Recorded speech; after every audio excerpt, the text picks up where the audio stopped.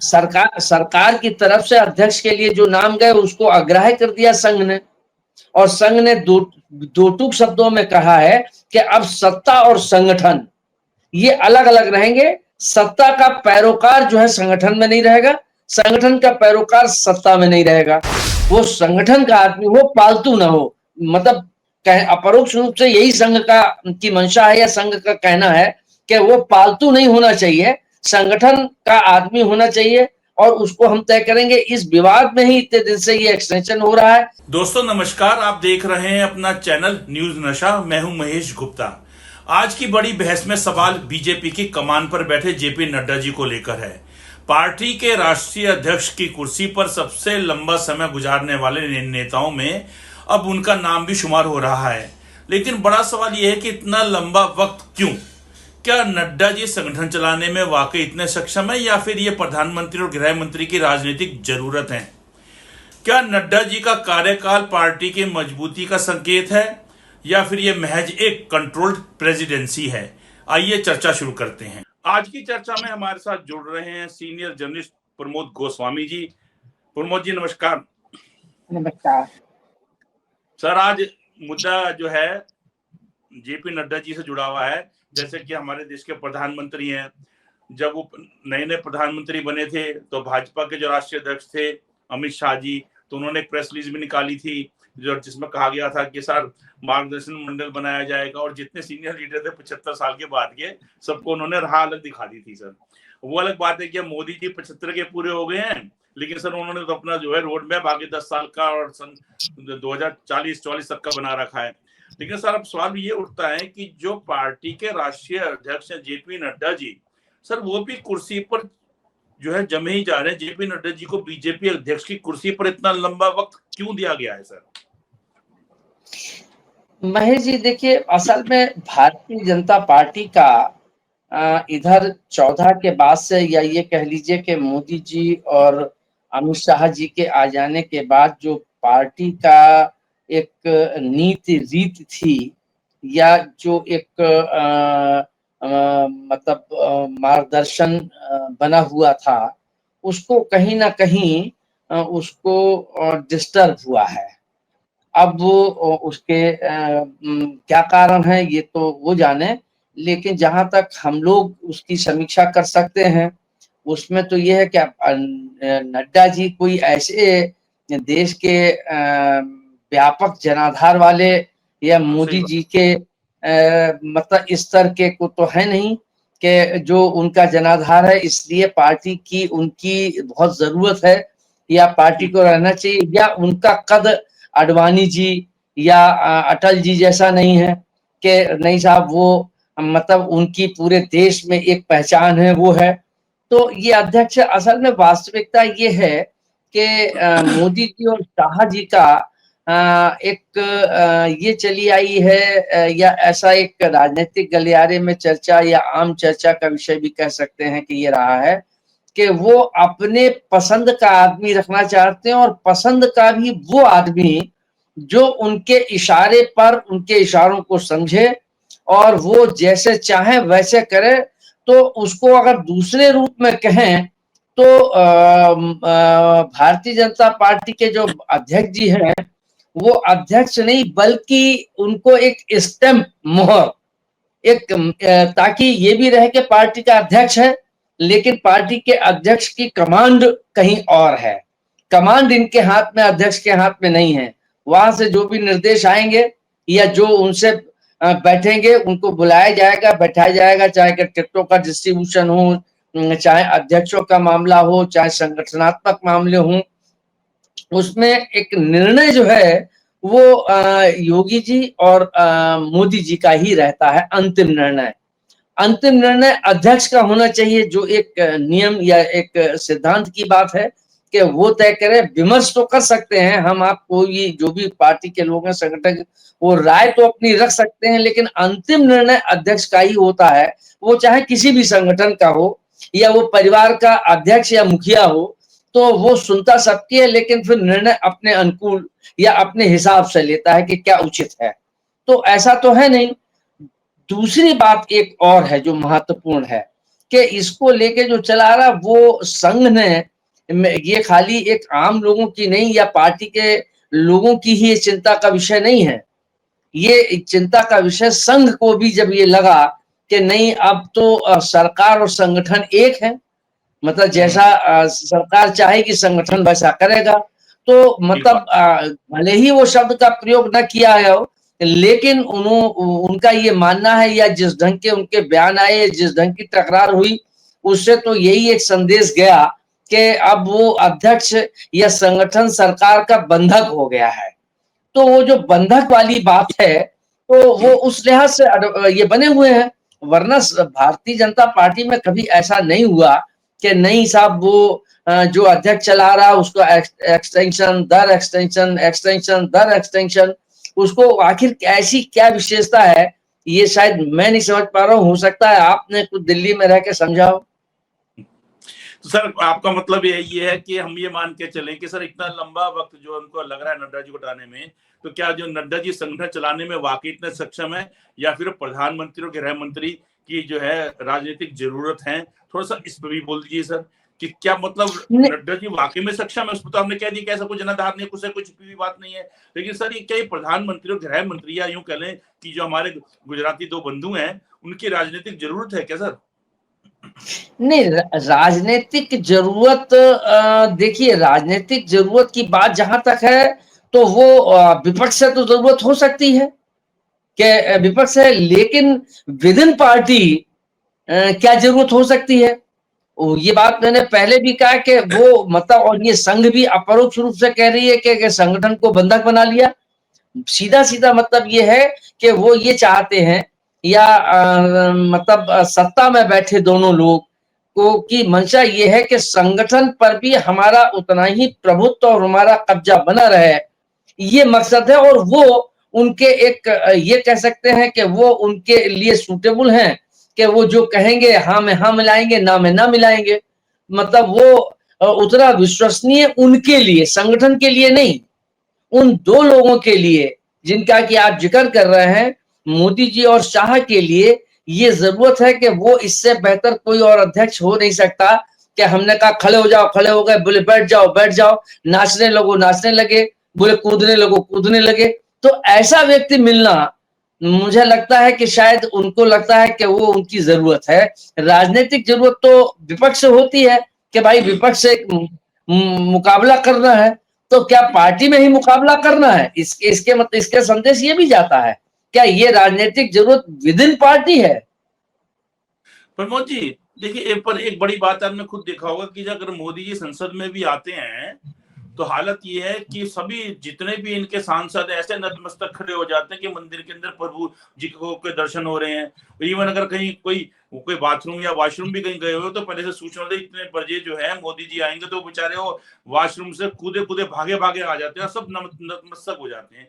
तो क्या हम ये माने कि सर मोदी जी के पास या दोनों जो गुजराती जोड़ी इनके पास नड्डा जी के अलावा कोई नमस्ते करने वाला या बिल्कुल हाथ की कठपुतली वाला नहीं है? ऐसा तो नहीं है, भीड़ है इनके पास, तो एक नहीं 10 है 20 है 50 है, नड्डा पे क्यों टिके हुए हैं? नहीं देखिए, वो चूंकि अध्यक्ष रहे हैं और लगता है उनको कि नहीं अब हम अगर किसी को रखें या किसी को बदलें तो इसमें और बहुत से हो सकते हैं, लेकिन अगर ऐसा ही है तो और किसी को ले आएंगे, ऐसा नहीं है। अभी जब संघ और अध्यक्ष को लेके इतने दिन से जो एक मतभेद चल रहे हैं या इसको लेके एक टकराव की स्थिति बनी हुई है, तो जो उन्होंने नाम दिए, ऐसा ऐसी चर्चा है या ऐसी चीजें सामने आई हैं कि सरकार ने जो नाम दिए, जी जी जी जी सर, बोलिए बोलिए सर। हाँ, सरकार की तरफ से अध्यक्ष के लिए जो नाम गए उसको अग्राह्य कर दिया संघ ने, और संघ ने दो टूक शब्दों में कहा है कि अब सत्ता और संगठन ये अलग अलग रहेंगे। सत्ता का पैरोकार जो है संगठन में नहीं रहेगा, संगठन का पैरोकार सत्ता में नहीं रहेगा। और यही शायद एक नीति बनाई गई थी कि वहां पर एक संगठन मंत्री होता है ताकि वो संगठन और उसके बीच में सामंजस्य, सरकार और संगठन के बीच में सामंजस्य बनाए रखे। तो अब स्थिति वो हो जाती है तो फिर अध्यक्ष का निर्णय हो जाता है।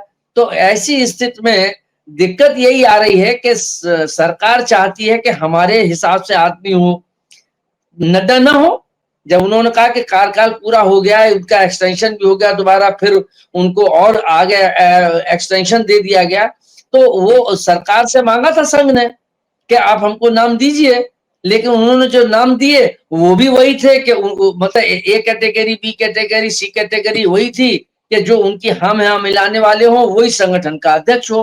वो संघ को अस्वीकार है, संघ कह रहा है ना, ऐसा नहीं होगा, संगठन का आदमी होगा, और संगठन का आदमी भी वो नहीं होगा कि जिसको आप समझते जो आपका पालतू हो, वो संगठन का आदमी हो, पालतू ना हो। मतलब अपरोक्ष रूप से यही संघ का की मंशा है या संघ का कहना है कि वो पालतू नहीं होना चाहिए, संगठन का आदमी होना चाहिए, और उसको हम तय करेंगे। इस विवाद में ही इतने दिन से ये एक्सटेंशन हो रहा है, न सरकार झुक रही है, मतलब न मोदी जी और वो झुक रहे हैं, वो भी को टहला रहे हैं कि कहीं ना कहीं पाकिस्तान से युद्ध की स्थिति आ गई है, राष्ट्रपति का चुनाव हो गया है, अब बिहार के चुनाव होने वाले हैं, फिर इसके बाद जो है वो साउथ में चुनाव होने वाले हैं।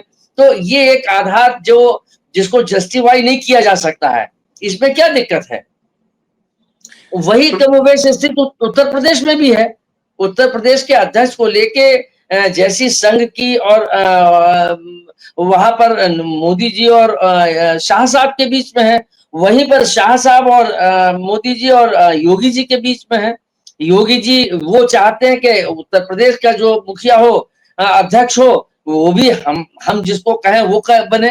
वो कह रहे हैं कि नहीं, ऐसा नहीं होगा। तो ये टकराव दोनों जगह ठीक ठाक चल रहे हैं। प्रमोद जी, क्या कोई ऐसा नेता नहीं है कि जो आरएसएस भी पसंद कर ले, और जो है इनके जो हमारी गुजराती बंधु हैं, इन दोनों के भी वो संपर्क में हो और इनके भी बहुत अच्छे संबंध में हो, इनको भी लगे कि हमारी भी मान ले? ये का टकराव भी दोनों का होगा क्या? नहीं, या तो उनका आदमी आएगा तो उनका ही रहेगा जो इनकी बिल्कुल नहीं सुनेगा, और इनका आदमी आएगा तो उनकी नहीं सुनेगा। क्या ऐसे कोई 1, 2, 3 या 4 नेता नहीं है जो दोनों तरफ के लोकप्रिय हों? देखिए साहब, बात थोड़ा सा टेढ़ी जरूर होगी, लेकिन स्थिति है कि अब जो भी लोग हैं, भारतीय जनता पार्टी ने इस 11 वर्षों के शासन काल में जो भी संघ के लोग थे, उन लोगों को सत्ता का नशा वहां भी चढ़ गया, और वो कहीं ना कहीं कमोवेश जो है वो सत्ता की तरफ टिल्ट हो गए हैं, झुक गए हैं। इस बात की जानकारी संघ को भी है, और संघ भी इस बात पर चिंता व्यक्त कर चुका है। और ये कहा जाता है कि कहा गया कि पहले एक संघ का जो कार्यकर्ता था, वो एक 100 रुपए को इकट्ठा करने के लिए 200 किलोमीटर बस से, टूटही बस से जाता था, और अगर चाय पिला दी तो पिला दी, नहीं तो वैसे ही ला के 100 रुपए जमा कर देता था। और अब जो है वो हवाई जहाज, चार्टर्ड प्लेन, बड़ी बड़ी गाड़ियों में, बड़े बड़े काफिले में, कमांडोज के साथ, ये जो सुख भोगी जो बना दिया गया है, तो वो उसकी वजह से कहीं ना कहीं ढपली उधर ही बजने लगती है। संघ की यही चिंता है, और संघ का या जो ऐसे जुड़े हुए लोगों का कहना है कि उनका मानना है कि अगर यही अधोगति बनी रही तो फिर निश्चित रूप से संघ खत्म हो जाएगा, क्योंकि सब सत्ता के साथ जुड़ जाएंगे और सत्ता का जो भोग करने लगेंगे, तो जो संघ का संघ के सामने बड़ा संकट पैदा हो जाएगा। ये संघ की चिंता है, इसीलिए वो चाह रहा है कि संघ में सरकार का मंत्रिमंडल का विस्तार, कौन रहेगा, क्या विभाग देंगे, ये आपका दायित्व है, आप संभालें, उसमें हमारी दखलंदाजी नहीं होगी। लेकिन संगठन में जो है वो हमारे पसंद का व्यक्ति होगा। तो उसमें अगर आपने देखा होगा कि जो संघ की पसंद में आया वो संजय जोशी जी आए। संजय जोशी निश्चित रूप से, इसमें कोई दो राय नहीं कि उनकी संगठनात्मक क्षमता, उनकी कार्यकर्ताओं के बीच उनकी पैठ, कार्यकर्ताओं की पसंद, ये सारी चीजें उनके पास व्यापक अनुभव है। किसी प्रकार से कहीं भी मतलब उससे बेहतर कोई नहीं हो सकता है, ऐसा लोगों का मानना है। मैं भी ऐसा समझता हूं कि उनकी जो संगठनात्मक क्षमता है, कार्यकर्ताओं के बीच जो उनकी पकड़ है, कार्यकर्ताओं से के बीच जो रिश्ते हैं, वो मतलब बहुत जबरदस्त है संजय जोशी जी के। और लेकिन अब मजबूरी है, संघ के ये नाम आगे चर्चा में कर चुका है, लेकिन मजबूरी ये है कि मोदी जी से नहीं, उनका 36 का आंकड़ा है।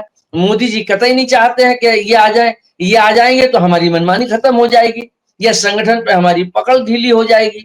तो ये जो स्वार्थ की लड़ाई हो गई है, ये के पकड़ हमारी रहे, संघ सोच रहा है हमारी रहे, भारतीय जनता पार्टी इस समय जो दो लोगों के हाथ में वो सोच रहे हैं कि गिरी पकड़ कमजोर हो गई तो फिर हमारे सामने संकट की स्थिति पैदा हो जाएगी। तीसरी देखिए बड़ी महत्वपूर्ण बात महेश जी कहना चाहूंगा, मतलब समाजवादी पार्टी ले लीजिए, बसपा ले लीजिए या और क्षेत्रीय दल ले लीजिए, उनके तो अध्यक्ष वर्षानुवर्षों बने रहते हैं, तो वही आगे बढ़ते रहते हैं। लेकिन भारतीय जनता पार्टी जो मतलब मूल्यों की, सिद्धांतों की, नैतिकता की जो बात करती है, या जो एक ये परसेप्शन भारतीय जनता पार्टी के लिए था कि वो नीति और नैतिकता का दामन थामे हुए है, मुझे लगता है कि उस पर बड़ा भारी विश्वसनीयता पर, उनकी उस विश्वसनीयता पर बड़ा भारी सवालिया निशान खड़ा हो गया है। और यही कारण है कि मतलब जो है वो अध्यक्ष का चुनाव नहीं हो पा रहा है, और यही कारण है कि कहीं ना कहीं संघ और उनके बीच में एक तालमेल की कहीं ना कहीं कमी आई है। भले ही वो सार्वजनिक रूप से स्वीकार नहीं करेंगे, वो नहीं करना चाहिए, लेकिन ये कड़वा सच है।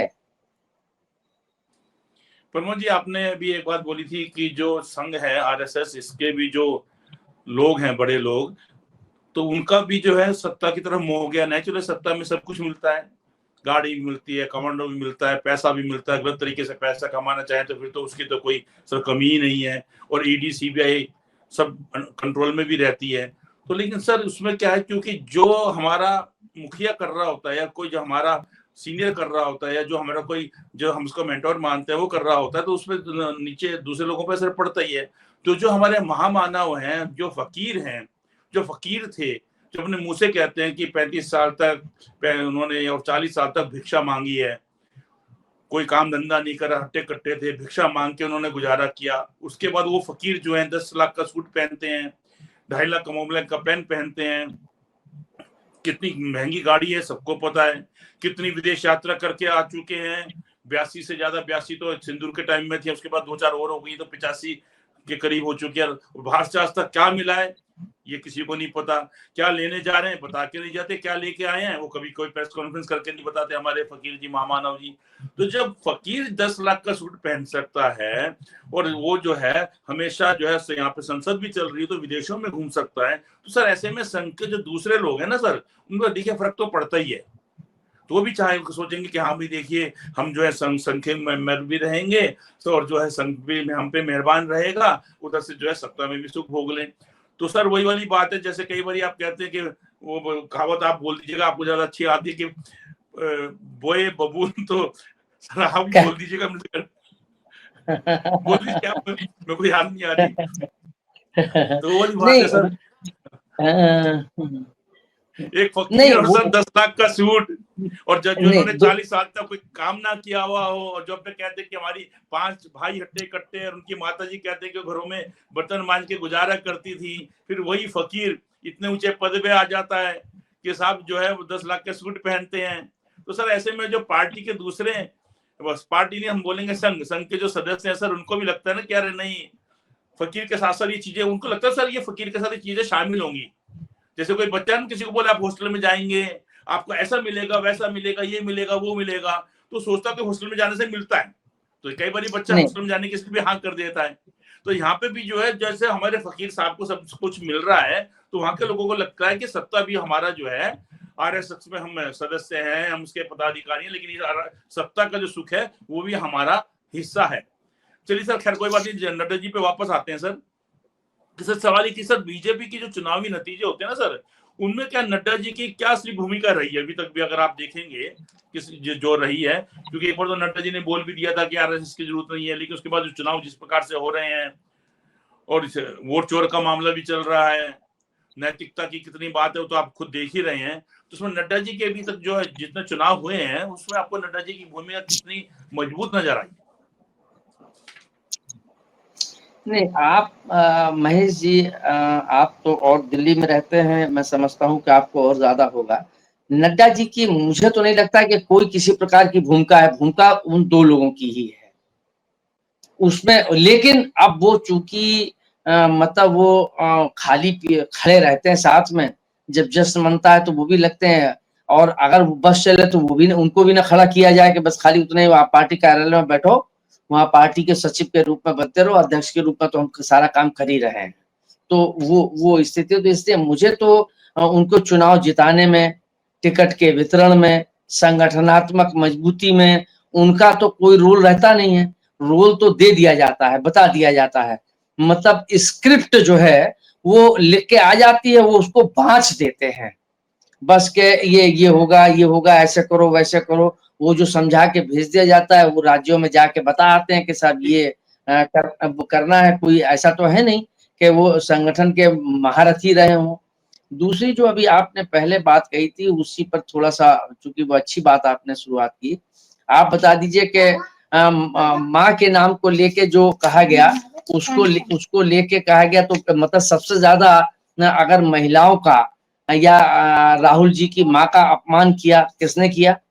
आपने किया, हमने किया, या किसी और दल ने किया? तो ये मैं उन शब्दों का प्रयोग नहीं करना चाहता जो उन्होंने, मैं रिपीट नहीं करना चाहता। तो फिर अगर अच्छा, और वो भी तब कि जब कांग्रेस के किसी भी नेता ने नहीं, उनके मंच पे, जब मंच पे भी सब लोग चले गए थे, कोई नहीं था, कोई आ गया मंच पे, जब सभा समाप्त हो गई उसके बाद कोई चढ़ गया और उसने कोई बात कह दी, उसको लेके एक कैसा माहौल बनाया गया कि जैसे खाली इस देश की एक ही माँ है, बाकी तो सब माँ विहीन है। सब जितने भी देश के 140 करोड़ लोग हैं वो सब नॉन बायोलॉजिकली हैं। तो ये भी एक बात है। दूसरी बात, एक बात आप, एक और जो आपने कपड़ों की बात कही, एक कांग्रेस के लाल बहादुर शास्त्री जी भी थे, ये ऑन रिकॉर्ड है, या उनके के लोगों ने लिखा है कि जब वो ताशकंद जा रहे थे तो उनकी जो शेरवानी थी या जो उनकी बास्केट थी वो फटी हुई थी, या जो कोट था। तो उसके बाद लोग अधिकारियों ने कहा कि साहब ये एक नया बनवा दे। बोले क्या जरूरत है, इसको क्यों पैसा, इसको रफू कर दो ना, इसमें खराब कहाँ लग रहा है। और कोई भी पहचान पहचान मतलब निरक्षर भट्टाचार्य की पहचान कपड़े पहना के शेर को गधे को शेर तो नहीं बनाया जा सकता। तो मैं वैसे भी, तो कपड़ों से गधा शेर नहीं हो जाता है। तो वो मतलब उसकी अपनी योग्यता, उसकी अपनी जो वो है, वो मायने रखती है, कपड़े मायने नहीं रखते। हाँ, विदेश में जाते हैं, ढंग के शऊर के होने चाहिए, लेकिन एक दौर वो भी था, तब भारत बहुत गरीबी की स्थिति में था। भारत को स्वतंत्र हुए तो ये भी एक दौर था कि लाल बहादुर शास्त्री वैसे ही, मतलब, और वो चले गए, उनके बेटे अनिल शास्त्री, मतलब जब वहां अपना एडमिशन लेने के लिए गए तो उन्होंने लाल बहादुर शास्त्री नहीं लिखा, उन्होंने अपना लिखा एलबी शास्त्री, लाल बहादुर नहीं लिखा, और पता दे दिया प्रधानमंत्री हाउस का हो। तो जब प्रिंसिपल ने पूछा कि ये आपके पिताजी क्या प्रधानमंत्री हाउस में है, तो उन्होंने कहा कि आपके वहाँ लिपिक हैं या बाबू हैं, क्या हैं? वो आपके पिताजी। तो तब फिर उन्होंने बताया कि नहीं साहब प्रधानमंत्री हैं। तो वो खड़े हो गए और मतलब वो चौंक गए कि ये भी मूल्य थे, एक ये भी सिद्धांत थे, एक ये भी लिबास था, ये भी विचार था। तो ये सारी चीजें अब समय के साथ बदलती चली गई हैं।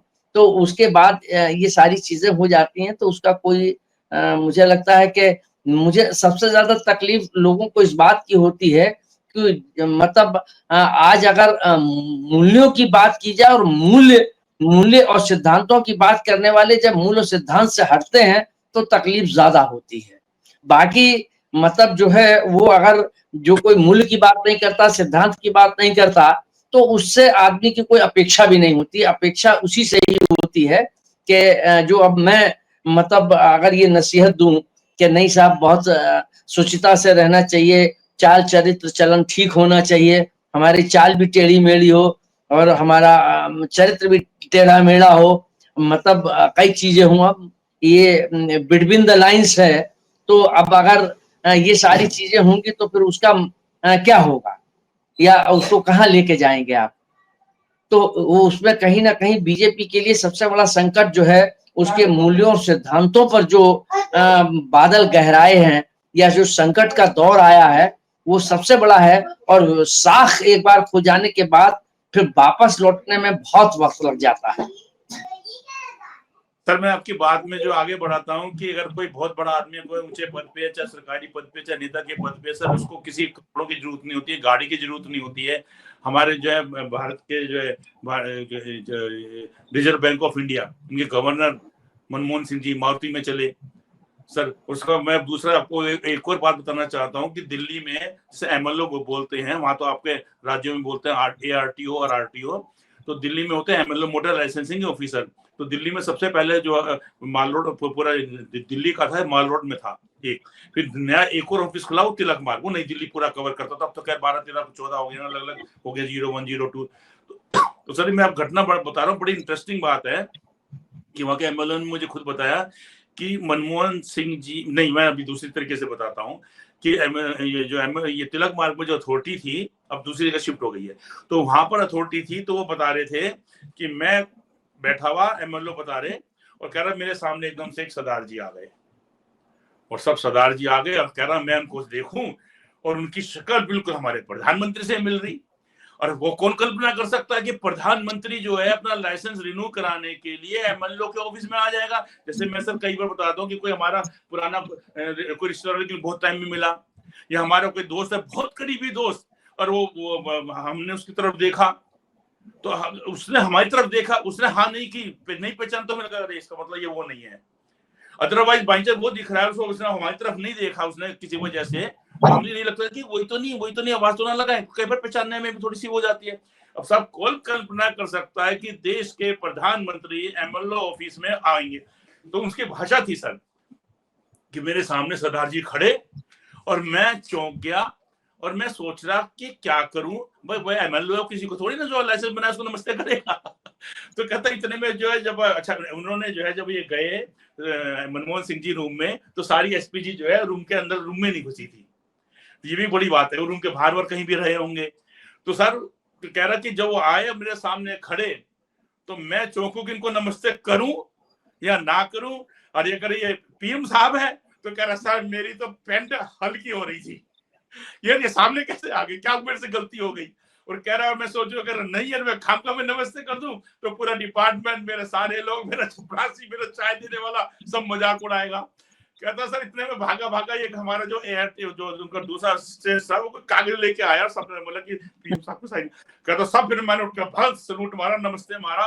तो कहता क्योंकि उसने जो कागज लेके आया उनके, वो ऑलरेडी पीछे से कागज साइन करते हुए रूम में आए थे। देखिए देश के प्रधानमंत्री वो सीधा कह सकते हैं नहीं, को ये ऐसे ऐसे ऐसे महेश जी एक नहीं कही। आप देखिए नेहरू जी की बड़ी चर्चा की जाती है, उनको लेके कहा जाता है, ये मैंने पढ़ा है क्योंकि मैं उस समय था नहीं, मैं बहुत छोटा, बहुत ही छोटा रहा हूँगा, 2-4 वर्ष का रहा हूँगा। ये घटना तब की है जब देश स्वतंत्र हुआ, तो ये एक वही रैली वैली थी, नेहरू जी वहां गए।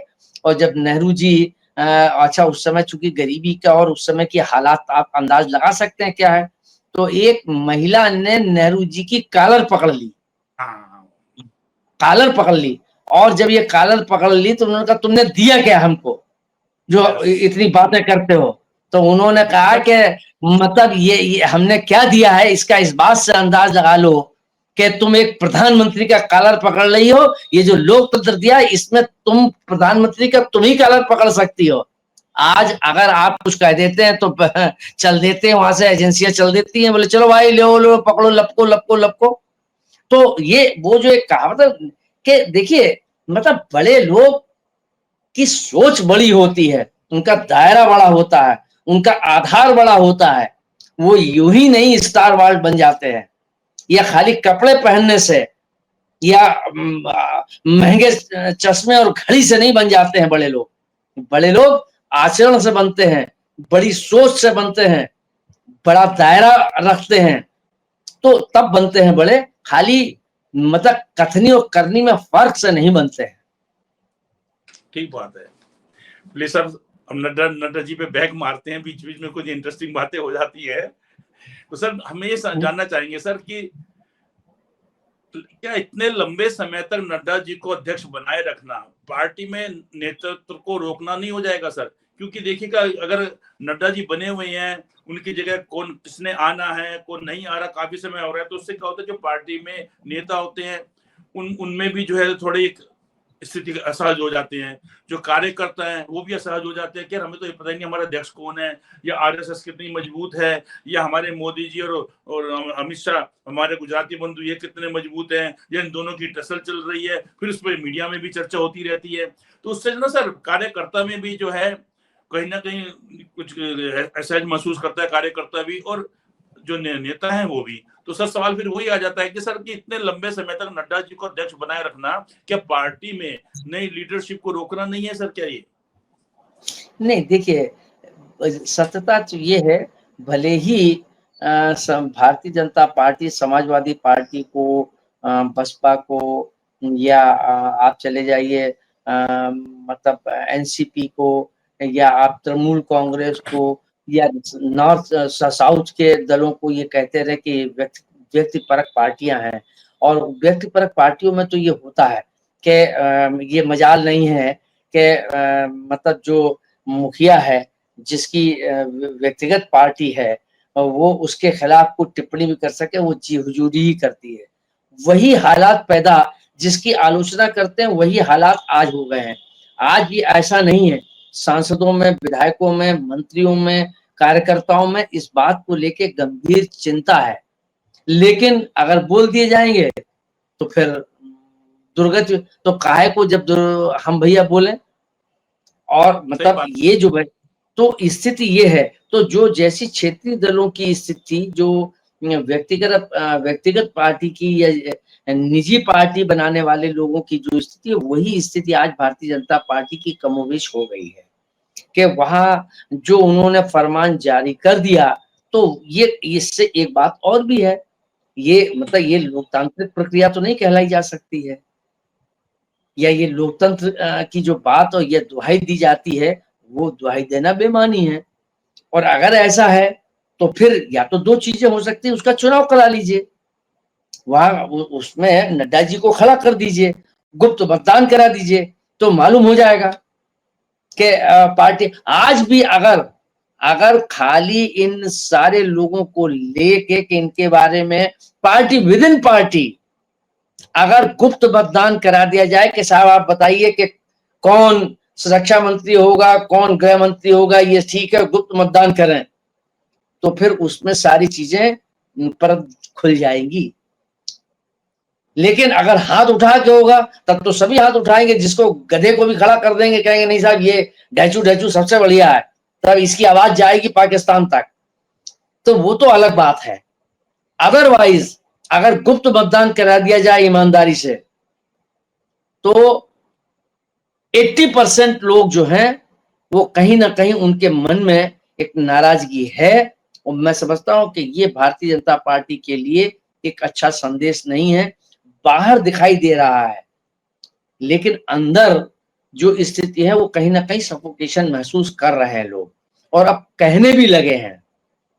अलग बात है कि मतलब उनकी संख्या बहुत नगण्य है, लेकिन अब वो कहीं ना कहीं, और ऑफ द रिकॉर्ड लोग आज भी बात करते हैं, मुझसे भी बात होती है, ऑफ द रिकॉर्ड बहुत सी चीजें लोग कह देते हैं, जो जिनको भरोसा है कि हाँ ये ऑफ द रिकॉर्ड ही। अब तो खैर ऑफ द रिकॉर्ड का कोई मतलब नहीं है, तो मीडिया भी ऑफ द रिकॉर्ड को ऑन द रिकॉर्ड कर देती है, इसलिए विश्वसनीयता समाप्त हो गई है।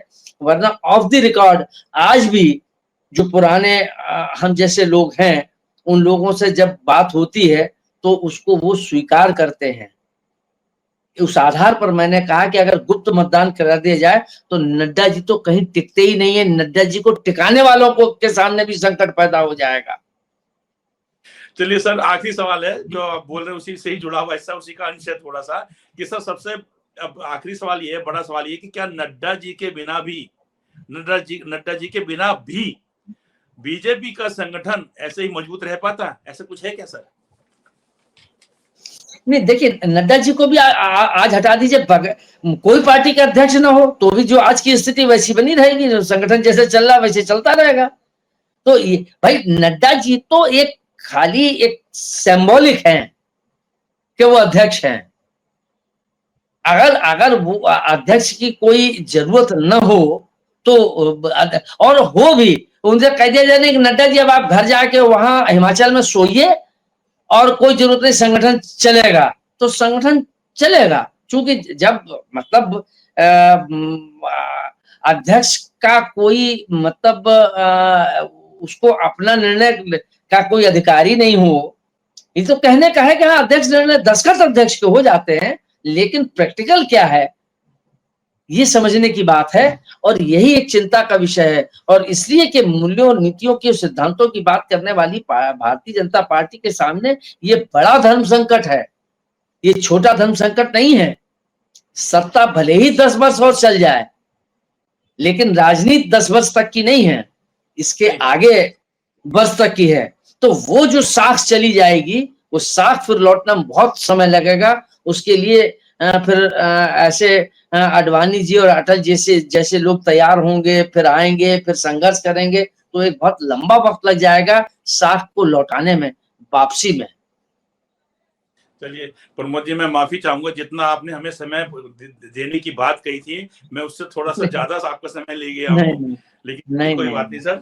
हाँ, आज की नहीं, आपका अधिकार है, अधिकार है आपका। Thank you sir. और आप हमसे जुड़े रहने के लिए सब्सक्राइब करें YouTube पर, फॉलो करें Twitter पर और लाइक करें Facebook पर। और ज्यादा जानकारी के लिए आपको टाइप करना होगा सिर्फ न्यूज़ नशा।